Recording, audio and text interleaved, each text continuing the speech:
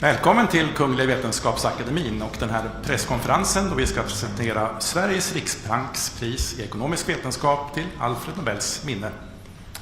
Welcome to this press conference when we will present the Royal Swedish Academy of Sciences Prize, Sveriges riksbanks prize in economic sciences in memory of Alfred Nobel. We will keep to our tradition and start the presentation in Swedish and then continue in English. And you're of course welcome to ask questions in either language later on.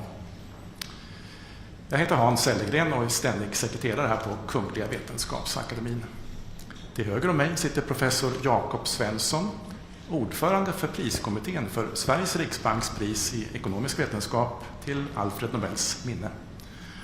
Och till vänster om mig sitter professor Jan Theorell, ledamot i priskommittén och expert i ämnet. My name is Hans Ellegren. I'm the Secretary General of the Royal Swedish Academy of Sciences. And to my right is Professor Jakob Svensson, Chair of the Prize Committee for the Sveriges Riksbanks Prize in Economic Sciences in memory of Alfred Nobel. And to my left, Professor Jan Theorell, member of the Prize Committee and an expert in this field. Årets pris handlar om att förstå skillnader i välstånd mellan länder. This year's prize is about understanding differences in prosperity between nations. Kungliga Vetenskapsakademin har idag beslutat att utdela Sveriges riksbanks pris i ekonomisk vetenskap till Alfred Nobels minne för 2024 till Darren Ashimoglu, MIT, Cambridge, USA, Simon Johnson, MIT, Cambridge, USA och James Robinson, University of Chicago, USA, för studier av hur institutioner formas och påverkar välstånd. The Royal Swedish Academy of Sciences has decided to award Sveriges riksbanks prize in economic sciences in memory of Alfred Nobel for 2024 to Darren Ashimoglu, MIT, Cambridge, USA, Simon Johnson, MIT, Cambridge, USA, and James Robinson, University of Chicago, USA, for studies of how institutions are formed and affect prosperity. Professor Jakob Svensson will now give us a short summary. Please, Jakob. Thank you. Global inequality is largely driven by differences in average income across countries. But why are some countries poor while others prosper? And why are the gaps between poor and rich nations so persistent? These are not new questions, but they are among the most urgent in the social sciences. And addressing them is extremely challenging.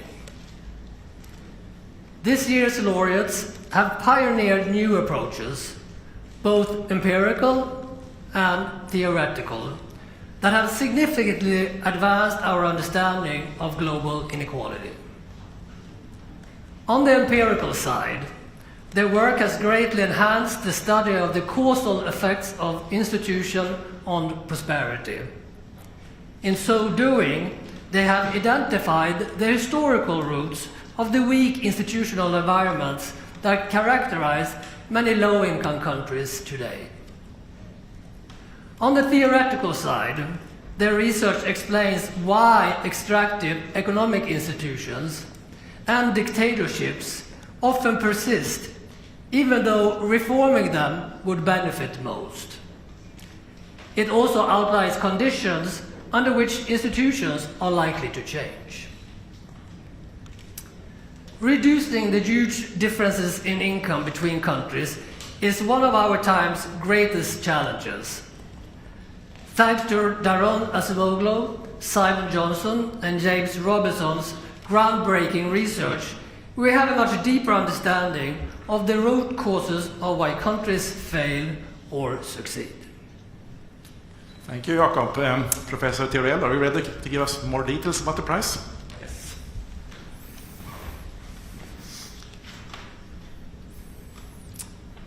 Thank you very much. Today, the 20% richest countries in the world are about 30 times richer than the poorest 20%. And this income gap is quite persistent. So although the poorer countries are of course becoming richer, they're not closing the gap. Why is this the case?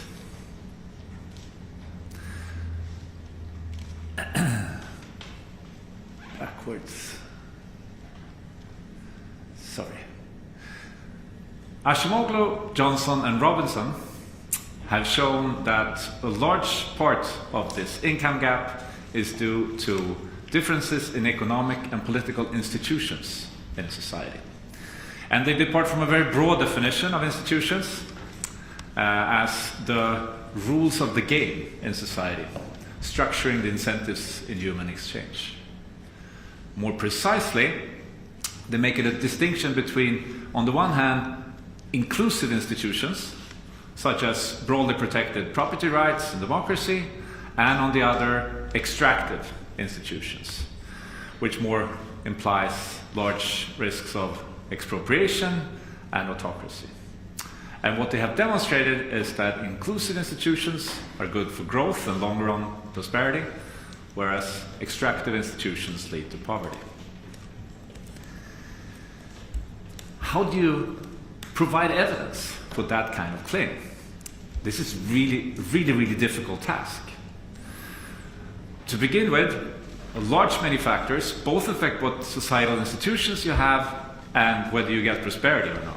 And to control for all this in a single study is close to impossible. It's also the case that many things that you might think are a cause of prosperity could actually be a consequence, making it even more difficult. And these empirical challenges aside, you also need a really good theory to understand what institutions are, how they persist, and why they sometimes change. Empirically, the laureates met these challenges by studying a huge intervention in human history, the colonization of large parts of the world by the Europeans, starting in the 16th century and onward. What they showed was that as a result of colonization, there were huge differences in economic and political institutions that arose in the colonized parts of the world, largely due to how many Europeans actually settled in the colonies. So the more settlers you had, the more you had to establish institutions that were good for investment. By very creatively using data on mortality rates of soldiers, bishops, sailors stationed in these colonies, the laureates were able to show that one of the things that largely impacted on how many settlers actually settled was the disease environment in the colonies. So the lower settler mortality, the more Europeans actually settled, and the more inclusive institutions they established for the benefit of the settlers. But the more deadlier diseases there were in the colonies, such as malaria or yellow fever, the fewer Europeans actually settled. And that meant that the Europeans either took over or established extractive institutions for the benefit of a narrow elite at the expense of the wider population. And this led then to this long-run effect on prosperity. Another thing the laureates showed was that as a result of colonization, there was a reversal of fortune. And this graph illustrates this reversal.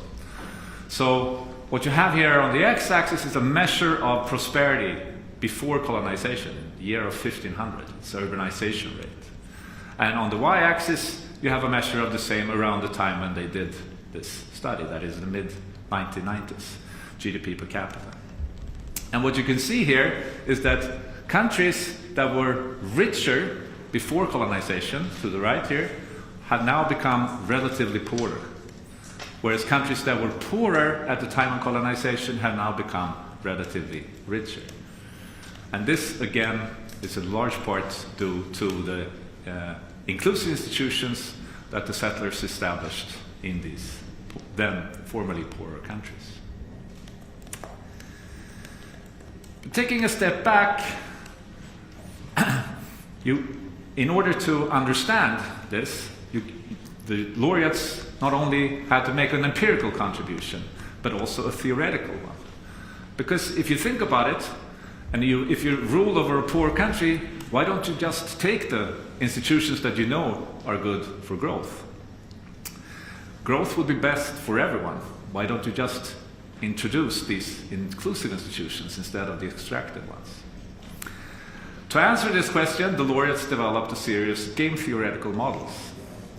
And these models center around the conflict between the rich elite, ruling elite, and the poorer masses, and a problem of credibility between those two groups.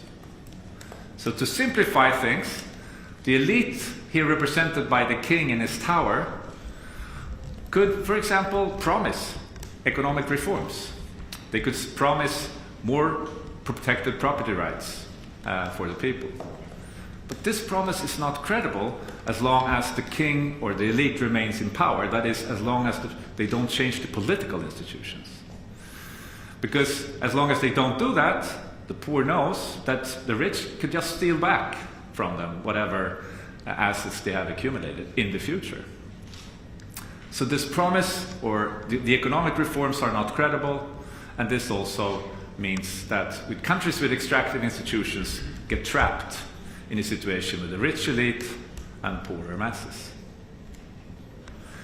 And this is called the commitment problem in this literature. This commitment problem, interestingly, is also part of the explanation for why institutions sometimes do change. One of the things that ordinary people have, also in non-democratic settings, although they lack formal political power, is the power to mobilize. So what the ordinary people can do is threaten with a revolution.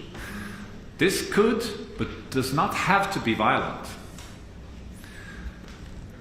Under such a threat, the elites in these countries face a difficult dilemma. They would like to cling on to power, so the king in his tower there, he would again start promising economic reforms to make peace with the people.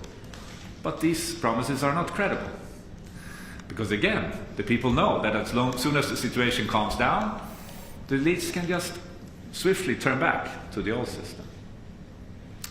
So under this situation, the only option for the elite could actually be to hand over power, introduce democracy, here represented by the king handing over the crown to the ordinary people. So, to sum up, Acemoglu, Johnson, and Robinson have both made an empirical and a theoretical contribution that has hugely impacted on later research in these fields. On the theoretical side, they have given us much better understanding for how institutions are formed, that is, how they, why they persist, and under what circumstances they sometimes change. And on the empirical side, they have shown this huge impact of institutions on prosperity. And although they don't provide any simple recipes or have any concrete policy proposals, this of course also has huge societal impact. To just mention one, their insights show us that work on promoting democracy, more inclusive institutions, is an important way forward for promoting economic development and closing the world income gap. Thank you. Thank you, Professor Theorell. I believe we might have Professor Daron Acemoglu online here. Are you with us, Professor Acemoglu? Yes, I am. Thank you. Yeah, good morning, and please accept our warmest congratulations. Thank you. I am delighted. It's just a real shock and amazing news. Thank you. Yeah, so you feel okay right now? I am completely fine, yes. Yeah. Here at the press conference, I believe we have many interested journalists, both from Sweden and from the international press. Would you be ready to take some questions from them? Of course, I would be delighted. Okay. Who would like to start? Yes, please. Hello, this is Bogdan Radajewski from the Polish television. Congratulations, Professor. Thank you. What I'm wondering and what I wanted to ask, because at first glance you could see the results of your work and your research as a simple recommendation that democracy means economic growth. Is it really that simple? And how, in that regard, would you explain countries like China, who are not democracies, yet they have experienced tremendous economic growth in the past decades? Thank you. Thank you very much. Yes, I think broadly speaking, the work that we have done favors democracy. And in follow-up work that I have done with Pasquale Restrepo, Suresh Naidu, and James Robinson, we specifically look at the democracy problem as well and find that countries that democratize, starting from a non-democratic regime, do ultimately grow in about 8-9 years faster than non-democratic regimes, and it's a substantial gain. But democracy is not a panacea.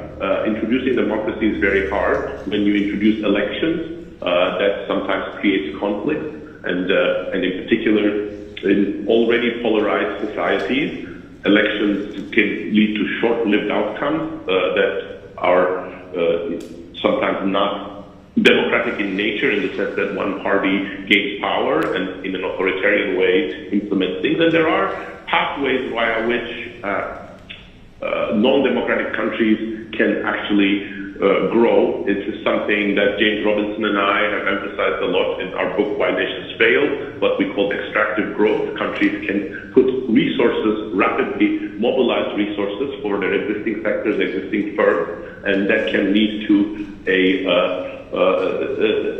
pickup in growth. But our argument has been that this sort of authoritarian growth is often more unstable and doesn't generally lead to very rapid and original innovation. And of course, China is a bit of a challenge because it has recently started pouring a lot of investments and other resources into some sectors such as AI. But I think my perspective is generally that these authoritarian regimes, for a variety of reasons, are going to have a harder time in achieving sort of long-term sustainable innovation outcomes. More questions?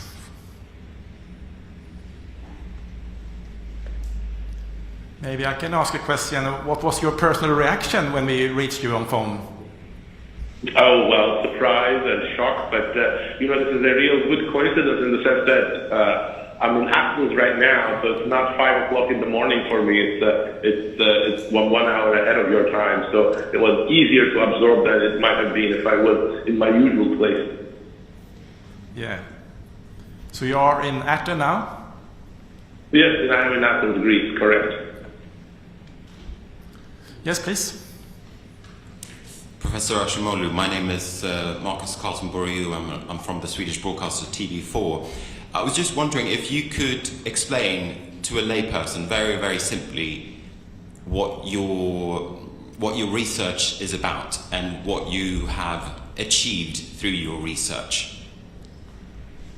Well, I think the Nobel Committee gave a better summary than I can, but I think the most broad framing of some of the research that was cited there is we try to trace the roots of certain institutional trajectories to the colonial past. And rather than asking whether colonialism is good or bad, we note that different colonial strategies have led to different institutional patterns that have persisted over time. And then we trace those institutional choices that Europeans have made to a variety of factors, but quite importantly to these environments that determine whether Europeans settled, what types of colonization resources they brought in, and what kind of strategies they adopted. And those persistent effects led to a real institutional divergence throughout the last 500 years, and then we are able to trace out some of the consequences of these institutional historical outcomes. Yeah. Thanks very much for that. It's Marcus Carlson-Boriu again. I'm just wondering, your name has been in the mix quite a lot throughout recent years when it comes to the economics prize. Were you doubting that this prize would come? You never expect something like this, you know. I think, was it Napoleon who said, you know, when you go into officer cadet school, you dream of becoming a general, but not a president or king. So, you know, you dream of having a good career, but this is over and on top of that. So it's a great surprise and honor.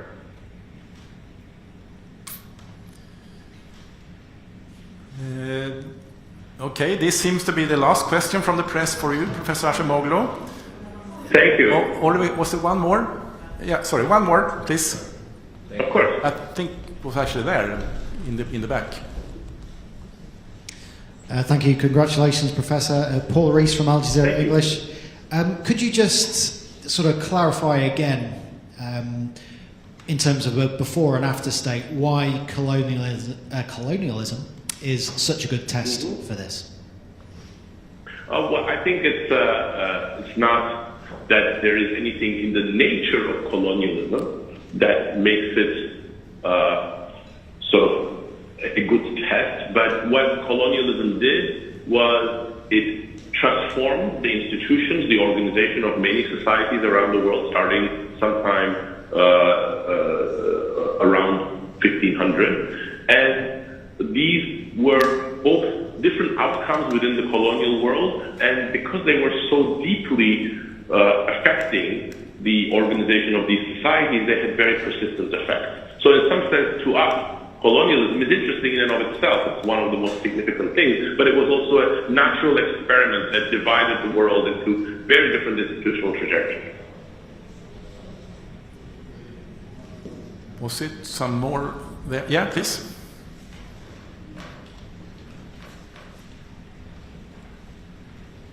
Yes, hello. This is Carl-Johan von Seth from the Swedish daily Dagens Nyheter. Congratulations, Professor Acemoglu.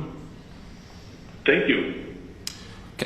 Can you comment on how you assess the current quality and current trajectory of institutions in the world, if you look at your current home country, the United States, or other countries in the world right now? Well, I mean, I think this is actually another topic that I am researching, and it's fascinating but worrying. If you look at data that international organizations such as Freedom House, VDEM, or others collect, they see that institutions everywhere, including in the United States, including some European countries, and in many parts of the emerging world, are getting weaker and weaker. If you look at data from surveys that ask people their views about authoritarianism, dictatorship, democracy, and so on, you see that that support for democracy among the population is at an all-time low. So that suggests that despite the potential for democracy to spearhead rapid growth and consensus around difficult choices, we are not probably achieving that full potential. And in fact, my evidence also suggests that democracies particularly underperform when the population thinks that they underdeliver. They don't rise up to their promises in terms of providing good governance, control corruption, limit inequality, create shared poverty, shared prosperity, and so on. So I think this is a time when democracies are going through a rough patch, and it is, in some sense, quite crucial that they reclaim the high ground of better governance, cleaner governance, and delivering sort of the promise of democracy to a broad range of people. Thank you. Now I don't see any more questions. Again, thank you very much, Professor Acemoglu, and again, our warmest congratulations. We look forward to see you here in Stockholm in December for the Nobel Prize ceremony. Thank you very much. I am looking forward to that as well. Thank you. Yeah. Bye-bye. Bye-bye. Okay, so let's move on. If there are questions about the prize in economic sciences or the research involved to the committee, and again, you can ask questions in Swedish or in English. Please.